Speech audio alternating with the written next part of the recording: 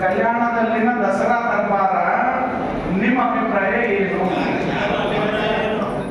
ಶಿವಶರಣಪ್ಪ ದೇಗಾವ್ ಅವರು ಪ್ರಶ್ನೆ ಕೇಳಿದ್ದಾರೆ. ಕಲ್ಯಾಣದಲ್ಲಿ ದಸರಾ ದರ್ಬಾರಕ್ಕೆ ಈಗಾಗಲೇ ನಾವು ಅದನ್ನು ಉಗ್ರವಾಗಿ ಪ್ರತಿಭಟಿಸಿರುವುದರಿಂದ ಅಡ್ಡಪಲ್ಲಕ್ಕಿಯನ್ನ ಶರಣರ ನಾಡಿನಲ್ಲಿ ಮಾಡಬಾರ್ದು ಅಂತ ನಾವು ಸುಮಾರು 2,000 ಜನರಿಗೆ ಒಂದು ದೊಡ್ಡ ಸಭೆ ಕರೆದಿದ್ವಿ. ನಮ್ಮ ಸಭೆ ನಾಳೆ ಇತ್ತು. ಇವತ್ತಿನ ದಿವಸ ನಾವು ಅಡ್ಡಪಲ್ಲಕ್ಕಿ ಮಾಡೋದಿಲ್ಲ, ವಾಹನದಲ್ಲೇ ನಾವು ಮೆರವಣಿಗೆ ಮಾಡಿಕೊಡ್ತೀವಿ ಅಂತ ಅವ್ರು ಸ್ಟೇಟ್ಮೆಂಟ್ ಕೊಟ್ಟಿದ್ದಾರೆ.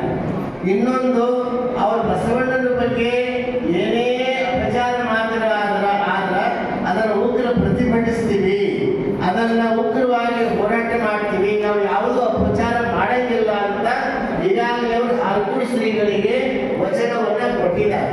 ಹೀಗಾಗಿ ಅಲ್ಲಿ ಕಲ್ಯಾಣದಲ್ಲಿ ಅಡ್ಡಪಲ್ಲಕ್ಕಿ ಇಲ್ಲ, ಬಸವಣ್ಣನ ಬಗ್ಗೆ ಯಾವುದೇ ಅಪಚಾರ ಮಾತುಗಳನ್ನು ಆಡುವುದಿಲ್ಲ ಅನ್ನೋದನ್ನ ಈಗಾಗಲೇ ಘೋಷಣೆ ಆಗಿದೆ. ಇನ್ನು ಏನಾದರೂ